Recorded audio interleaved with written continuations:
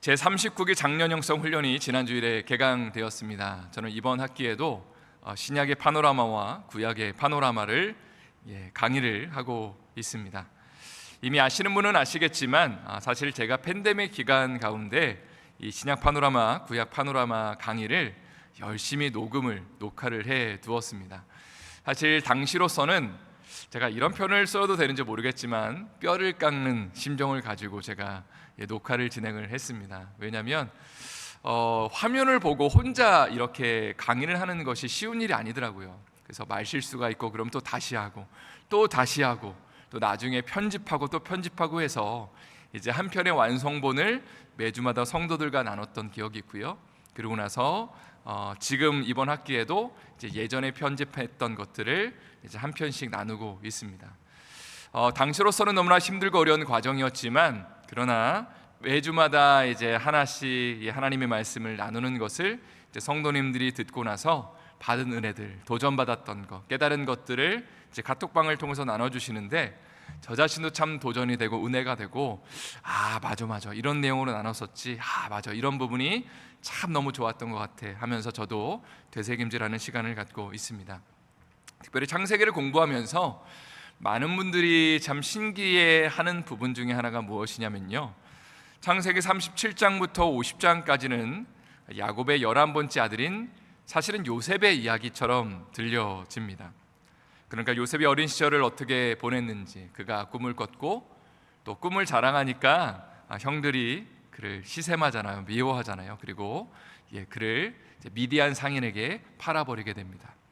또 애굽 사람 친위 대장 보디발의 집에 가서 종살이를 하게 되죠.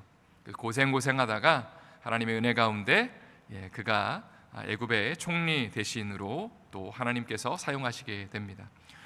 또 이스라엘 땅과 애굽 땅 전역에 기근이 7년 동안 발생하게 됐는데 이 요셉이 하나님 주신 그 비전과 그 꿈을 가지고 7년 기근을 미리 대비하게 되면서 당시에 많은 사람들을 살렸다라는 내용이 창세기 37장부터 50장까지 굉장히 긴 장에 걸쳐서 펼쳐지고 있다는 것입니다. 그런데 37장부터 요셉의 이야기를 읽다가 모든 분들이 궁금해하는 부분, 38장은 도대체 왜 존재하나요? 라고 질문을 많이 합니다. 여기에는요, 갑작스럽게 유다 이야기가 등장하기 때문입니다. 그것도 이상한 얘기가 등장하죠. 유다가 자신의 며느리 다말과 성관계를 맺었다, 그리고 베레스와 세라가 태어났다 라고 그렇게 이야기를 전하고 있습니다. 그리고 나서 39장부터 다시 50장까지 요셉의 스토리가 진행됩니다. 절대적인 분량으로 살펴보면요, 이 37장부터 50장까지의 이야기의 주인공은 요셉처럼 보이지만 실제 주인공은 요셉이 아니라 유다라고 할 수 있습니다. 왜냐하면 창세기의 주요 주제는요, 하나님이 태초에 정말로 이 땅 가운데 천지를 창조하시고 난 다음에 이 땅에 죄가 들어오죠. 그 죄의 문제를 어떻게 해결할 것인가에 대한 고민을 이 창세기는 다루고 있습니다. 그리고 하나님이 아브라함을 불러주시고 아브라함을 통해서 내가 너를 복의 근원으로 삼아주겠다, 너의 후손을 통해서 정말 메시아가 나오겠다라고 말씀하셨고요. 그리고 누구의 자손을 통해서 나오게 됐냐면 요셉이 아니라 유다 자손을 통해서, 그리고 나중에 예수님이 나오시기 때문에 결국은 창세기가 궁극적으로 지향하는 것은 유다 지파에서 메시아가 나올 것이다. 그리고 결국은 예수님이 거기서 태어나시게 되는 것입니다. 이 부분을 묵상하면서 참 많은 영적인 교훈과 도전을 받게 됩니다. 아마 이 자리에 계신 성도님들의 인생 역사를 책으로 쓴다고 한다면 한 10권씩은 다 나오시지 않을까라는 생각을 하게 됩니다. 어린 시절을 어떻게 보내셨는지, 또 여러분의 배우자를 어떻게 만나게 돼서 결혼했는지, 그때 얼마나 행복했는지, 그리고 아이를 처음 가졌을 때, 또 이 아이가 태어났을 때 그 감격과 기쁨, 그 벅차오르는 가슴, 그러나 또 미국에 와서 참 힘들고 어렵게 고생했던 이야기들을 아마 책으로 서술하신다면 정말로 10권은 나올 것입니다. 그런데 이 모든 긴 스토리 가운데 결국은 주인공이 되셔야 되는 분이 누구시냐라고 질문을 한다면 우리 자신이 아니라 바로 누가 되셔야 되죠? 예수 그리스도가 우리의 인생의 스토리의 주인공이 되셔야 합니다. 그러니까 우리의 인생 가운데 예수님이 주인공이 안 되시고 내가 주인공이 되려고 하면 항상 어려워지는 것 같습니다. 섭섭하고 억울하고 힘든 일이 있을 때에 예수님이 주인공 되시면 이렇게 고백하겠죠. 예수님이 십자가 지실 때에 이런 마음이셨겠구나, 이럴 때일수록 예수님 더 바라봐야겠구나 라고 그것을 예수님 중심으로 해석하기 시작하면 우리의 삶 가운데 힘들고 어려운 일들도 잘 극복할 수 있게 됩니다. 그런데 이런 일을 당했을 때에 내 삶에 도대체 왜 이런 일이 발생하는 거야 하면서 누군가를 탓하고 하나님을 향해서 하나님 도대체 나한테 왜 이러세요? 라고 말한다면 그러면 우리의 삶이 예수님이 드러나지 않게 되고요, 결국 내가 드러나게 되기 때문에 그 인생은 참 힘들고 어렵고 비참한 인생이 될 수밖에 없는 것입니다. 그런 차원에서 우리의 삶 가운데 어떤 일이 발생을 하든지 예수님만 바라보시고 예수님을 닮아가시는 우리 모두 될 수 있기를 예수님의 이름으로 축원드립니다. 아멘. 서론이 좀 길었습니다. 이제 오늘 본문을 다루기를 원하는데요, 이미 여러 차례 나눴지만 히브리서는 예수님을 믿은 히브리인들, 유대인들에게 쓰여진 서신입니다. 이미 여러 차례 또 나눴지만 2000년 전에는요, 예수 믿는 크리스찬들한테 핍박이 가해졌습니다. 어떤 사람들은 심하면 순교의 그런 또 아픔 가운데 처하기도 하였습니다. 근데 유대인들에게는 당시에 핍박이 그렇게 심하지 않았다고 합니다.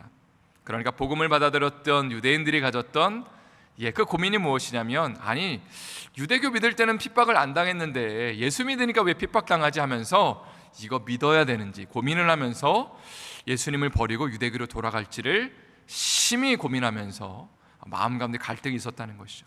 그러니까 이 사람들을 대상으로 예수님이 누구신지, 그분이 유대인들이 좋아하는 또 존경하는 모세나 아론이나 여러 어떤 천사들이나 이런 것들보다도 훨씬 위대하시고 뛰어난 분이시다라는 것을 드러내면서 예수님 절대로 놓치지 말라고 강조하는 서신이 바로 히브리서라고 할 수 있습니다.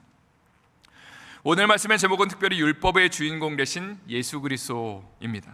당시 유대인들은요, 율법을 생명처럼 지켰고 제사를 열심히 드렸습니다. 왜냐하면 이렇게 하는 것이 하나님의 뜻이라고 믿었고 하나님을 기쁘시게 하는 것이라고 생각했기 때문입니다. 그런데 제가 설교 서두에서 창세기 37장부터 50장의 주인공은 요셉이 아니라 유다라고 말씀드렸고요, 유다의 자손으로 오신 예수 그리스도가 궁극적으로 창세기가 지향하는 것이라고 말씀을 드렸습니다. 마찬가지로 유대인들이 오랜 시간 동안 열심히 율법을 지키고 제사를 드렸지만 결국은 이 모든 제도를 통해 그들이 바라봐야 되고 궁극적으로 쳐다봐야 되는 분은 누구셨냐면 바로 율법의 주인공 되신 예수 그리스도셨다는 사실입니다. 오늘 본문을 한 절씩 살펴보겠습니다. 1절 말씀 한번 저희 읽어보도록 하겠습니다. 시작. 레위 계통의 제사 직분으로 말미암아 온전함을 얻을 수 있었으면 백성이 그 아래에서 율법을 받았으니 어찌하여 아론의 반차를 따르지 않고 멜기세덱의 반차를 따르는 다른 한 제사장을 세울 필요가 있느냐. 여기 보니까요, 레위 계통의 제사 직분으로 우리가 온전함을 얻을 수 있었냐라고 질문을 던집니다. 그리고 히브리서 기자는 그것은 불가능한 일이었다라고 이야기를 하고 있습니다. 제사 제도가 가진 근본적인 한계가 몇 가지 있습니다. 첫 번째는 반복적인 제사가 필요했다는 것입니다. 다시 말해서 사람이 죄를 지으면 당시에는요, 동물을 끌고 와서 자신의 죄를 전가시키고 그 동물을 잡아서 나의 죄가 이 동물이 죽어짐을 통해서 이제 해결이 되었죠, 하나님 앞에. 그런데 문제는 뭐냐면요, 제사를 지내고 예를 들어서 나가는 길에 화가 나고 열이 받아갖고 죄를 또 졌습니다. 그럼 어떻게 되는 거예요? 도로 묵이 되는 것이죠. 다시 제사를 또 드려야만 했습니다. 두 번째로 제사 제도는 근본적으로 사람의 마음을 변화시키지는 못하였습니다. 아마 제사를 드리는 사람은 마음의 결단을 했을 겁니다. 죄 짓지 않고 잘 살아야지, 하나님 열심히 섬겨야지 라고 생각을 했겠지만 또다시 죄를 짓는 것을 반복하였습니다. 왜냐하면 제사 제도는, 율법은 사람의 마음까지 변화시키지는 못했기 때문입니다. 따라서 하나님은 아론의 반차를 따르지 않고 멜기세덱의 반차를 따르는 다른 한 제사장이 필요하다고 말씀하셨죠. 그러니까 율법이 지금 우리 가운데 있는 그 법과 어떤 그 원칙을 따라서 지금 제사장이 세워져 있는데 그것 말고 다른 반차, 다른 방식을 따라서 제사장이 세워진다는 것을 이미 구약 성경에서 말씀하셨다는 겁니다. 그게 시편 110편 4절 말씀인데요, 다윗의 시편입니다. 제가 한번 읽어드리겠습니다. 여호와는 맹세하고 변하지 아니하시리라. 이르시기를 너는 멜기세덱의 서열을 따라 영원한 제사장이라 하셨도다. 하나님은 지금 이렇게 말씀하고 계십니다. 너는 멜기세덱의 서열을 따라 영원한 제사장이다. 누구를 향해서 말씀하시는 거죠? 바로 예수 그리스도를 향해서 하시는 말씀입니다. 그러니까 구약에서 이미 다윗 왕은 하나님의 계시를 받았습니다. 율법을 통하여서는 완전함을 얻을 수 없다. 또 동물의 제사를 통해서는 죄가 완전히 씻겨질 수 없다는 사실을 다윗을 통해서 알려주시는 거죠. 그러니까 아론이 아니라 다른 반차를 따르는 제사장을 하나님이 세우겠다라고 분명히 다윗을 통해서 주님이 말씀하셨다는 겁니다. 시편 51편에 보면요, 다윗은 밧세바를 취하고 난 다음에 이런 고백을 하고 있습니다. 16절 17절 말씀 한번 다 같이 읽어보겠습니다. 시작. 주께서는 제사를 기뻐하지 아니하시나니 그렇지 아니하면 내가 드렸을 것이라. 주는 번제를 기뻐하지 아니하시나이다. 하나님께서 구하시는 제사는 상한 심령이라. 하나님이여 상하고 통회하는 마음을 주께서 멸시하지 아니하시리이다. 참 흥미로운 고백을 하고 있는데, 지금 구약의 시대를 살고 있는 다윗은 이렇게 말하고 있죠. 하나님은 제사를 기뻐하지 않으십니다. 만약에 제사를 드려서 나의 죄 문제가 해결이 됐다면 내가 이미 하나님 앞에 드렸을 것입니다. 그런데 하나님이 찾으시는 것은 상한 심령입니다. 상하고 통회하는 마음, 하나님의 은혜를 구하는 마음, 하나님 앞에 정말로 은혜를 구하면서 이제 메시아가 이 땅 가운데 오는 것을 구하는 그 마음을 하나님은 기뻐하신다라고 이야기를 하고 있죠. 성도 여러분, 우리는 흔히 구약은 율법을 이야기를 하고 신약은 은혜를 이야기한다고 생각합니다. 물론 어느 정도는 맞는 이야기지만 그러나 100% 맞는 이야기는 아닙니다. 왜냐하면 구약은요, 오히려 율법을 얘기하고 있지만 율법의 한계를 이야기하고 은혜가 필요하다는 것을 역설하는 책이기 때문입니다. 제가 시카고에서 위튼 칼리지 대학원을 다니면서 데니얼 블랙이라는 교수님이 계셨는데요, 구약학자였습니다. 학생들에게 이런 질문을 하시더라고요. 10계명을 가르치시면서 10가지 계명 중에 뭐가 제일 중요한지 아냐고. 그러니까 많은 학생들이 1계명 아니냐고 그렇게 대답을 했는데 교수님은 이렇게 말씀하셨습니다. 의외의 대답을 하셨는데요, 10계명 맨 앞에, 10계명보다 앞에 있는 구절이 제일 중요하다. 그게 뭐냐면 출애굽기 20장 2절 말씀입니다. 제가 읽어드리겠습니다. 나는 너를 애굽 땅 종되었던 집에서 인도하여 낸 내 하나님 여호와니라 하면서 10계명이 이제 시작이 되는 것이죠. 그러니까 하나님은 먼저 이스라엘 백성들을 은혜로 구원하셨다라고 먼저 선언하십니다. 종되었던 집에서 너를 인도하고 구원해냈다라고 말씀하시죠. 그리고 나서 이스라엘 백성들과 언약을 맺으시고 10계명을 알려주십니다. 그러니까 너희가 이것 지키면 내 백성 될 수 있어 라고 하면서 10계명을 주신 것이 아니라 먼저 내가 너희를 은혜로 구원했어 라고, 종되었던 집에서 어린 양의 보혈로 너희를 구원했어 라고 선언하시면서, 그리고 난 다음에 언약을 맺으시고 백성으로서 어떻게 살아갈지에 대해서 말씀하시면서 10가지 계명을 주셨다는 것입니다. 그런 차원에서 다윗은 방금 저희가 읽은 시편 51편에서 이렇게 고백을 했죠. 하나님이 찾으시는 것은, 구약이 궁극적으로 지향하고 바라보는 것은 제사 그 자체가 아니라 오히려 상하고 정말로 통회하는 심령입니다. 하나님 앞에 은혜를 구하는 마음, 하나님의 그 은혜를 사모하는 마음, 그러면서 정말 메시아가 이 땅 가운데 오셔서 나의 죄를 사해 주시고 구원하는 그것을 지금 구약 성경은, 그리고 율법은 궁극적으로 바라보고 있고 지향하고 있다는 것이죠. 이제 12절 말씀을 또 한번 다 같이 읽어보도록 하겠습니다. 시작. 제사 직분이 바뀌었은즉 율법도 반드시 바꾸어지리니. 히브리서 기자는 아주 놀라운 선언을 하고 있습니다. 근본적으로 동물을 잡아서 드리는 제사는 사람을 온전하게 할 수 없었다. 그래서 다른 반차를 따르는 영원한 대제사장이 세워진 것처럼 결국은 제사에 대해서 이야기하고 있는 그 옛날 방식에 대해서 이야기하고 있는 율법도 결국 한계가 있기 때문에 새로운 법이 필요하다라고 이야기를 하고 있습니다. 율법에 의하면 제사장은 반드시 레위 지파에서 나와야 했죠. 그러나 진정한 대제사장으로 오신 예수님은 레위 지파로 오실 필요가 없었습니다. 왜냐하면 히브리서 기자가 이야기하고 있는 것처럼 율법은 근본적으로 사람을 변화시킬 수 없었고 한계가 있었기 때문입니다. 그래서 하나님은 예레미야에서 새로운 법을 내가 세워주겠다, 신약시대에 말씀하신 것이 아니고요, 구약시대에 예레미야를 통해서 이미 새로운 법에 대해서 말씀하셨다는 것이죠. 예레미야 31장 31절부터 33절의 말씀 진짜 중요한 말씀이거든요. 그래서 우리 한번 다 같이 한 목소리로 크게 읽어보도록 하겠습니다. 여호와의 말씀이니라. 보라, 날이 이르리니 내가 이스라엘 집과 유다 집에 새 언약을 맺으리라. 이 언약은 내가 그들의 조상들의 손을 잡고 애굽 땅에서 인도하여 내던 날에 맺은 것과 같이 아니할 것은 내가 그들의 남편이 되었어도 그들이 내 언약을 깨뜨렸음이라. 여호와의 말씀이니라. 그러나 그날 후에 내가 이스라엘 집과 맺을 언약은 이러하니 곧 내가 나의 법을 그들의 속에 두며 그들의 마음에 기록하여 나는 그들의 하나님이 되고 그들은 내 백성이 될 것이라. 여호와의 말씀이니라. 하나님은 죄악 가운데 있는 이스라엘 백성들을 향해서 지금 예레미야 선지자는 예루살렘 성전이 무너지고 남유다가 멸망할 거라는 것을 선포하는 가운데 지금 예레미야 31장 말씀을 또 동시에 이야기하고 있는 사람입니다. 그러니까 옛 언약 가운데 살았던 이스라엘 백성들이 이제는 무너질 것인데, 처참하게 무너질 것인데, 그걸로 끝이 아니라 하나님이 새로운 언약을 세워주실 것이다. 그들이 옛 언약 가운데 하나님을 미워하고 싫어하고 배반하고 우상을 섬겼기 때문에 하나님의 그 방식대로는 이제는 더 이상 일하지 않으시고 새 언약을 세우실 것이다. 그들의 마음과 그들의 생각 가운데 주님의 법을 부어주실 것이다. 이게 무슨 의미죠? 결국은 예수님을 통해서, 주의 보혈을 통해서 우리의 죄가 씻겨지고요, 예수님 믿는 사람들에게 성령님이 들어와 주셔서 주님의 법이 새겨지는 것이죠. 주님의 마음이 새겨지는 것이요, 그것을 지금 예레미야 선지자가 예수님 오시기 전에 약 한 600년 전에 활동했던 선지자를 통해서 하나님이 말씀하고 계신 것이죠. 그것이 바로 새 언약입니다. 여러분, 예수님을 영접하고 믿는 사람들에게는 성령님이 오셨습니다. 아멘이시죠?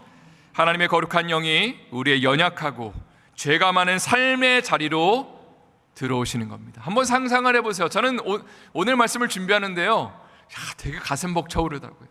이 연약하고 죄가 많고 또 죄짓고 연약한 이 넘어지는 이 마음의 심령 가운데 거룩하신 하나님의 영이 들어오셔서 이 마음을 변화시켜 주신다는 겁니다. 냉랭한 우리의 가슴을 덮여주시고요, 낭망하고 염려하고 근심하는 마음 가운데 하나님의 거룩한 영이 오시면 어떻게 될까요? 하나님이 비전을 주시고 꿈을 주시고 당신의 능력을 부어주시고 사랑의 마음을 넘치도록 부어주시면서 우리의 삶에 근본적인 변화를 일으켜 주시는 것이죠. 이러한 은혜의 역사가 우리 삶 가운데 넘쳐날 수 있기를 예수님의 이름으로 축원드립니다. 이제 오늘 본문의 19절 말씀은 제가 또 읽겠습니다. 율법은 아무것도 온전하게 못할지라 이에 더 좋은 소망이 생기니 이것으로 우리가 하나님께 가까이 가느니라. 히브리서 기자는 다시 한번 앞에서 이야기한 것을 확인하고 있습니다. 율법은 아무것도 온전하게 하지 못한다. 동물의 제사를 아무리 많이 드리고 열심히 계명을 지키고 오늘날로 말한다면 열심히 봉사를 하고 나름대로는 내 최선을 다한다 할지라도 그것으로는 우리의 삶이, 우리의 마음이 변화되지는 않는다. 오히려 이런 일들은요, 우리의 마음이 변화되고 난 다음에 감사하며 감격하고로 감당하는 것들이지, 이러한 것들을 한다고 해서 우리의 마음이 변화되는 것은 아니다. 그럼 무엇이 우리를 변화시킬까요? 바로 예수 그리스도의 십자가의 복음이 우리의 삶을 변화시키는 줄을 믿습니다. 오늘도 우리가 주님 앞에 서서 주님, 내가 참 연약한 죄인입니다, 참 부족한 자입니다, 오늘도 그래서 내가 그리스도와 함께 십자가에 못 박혀 죽습니다. 하나님, 내가 하는 것이 아니라 주님이 하시는 것입니다. 나의 모든 문제들, 나의 모든 근심과 염려들, 모든 관계의 문제들, 또 자녀에 대한 문제들, 경제적인 문제들 주님 앞에 오늘도 다 맡겨드리고 예수 그리스도의 그 보혈의 능력 앞에 내 삶을 내어드립니다 고백하면서 주님, 나에게 찾아오셔서 이미 계시지만 그런 내 안에 더 충만히 채워주셔서 주님, 내 삶을 다스려주세요.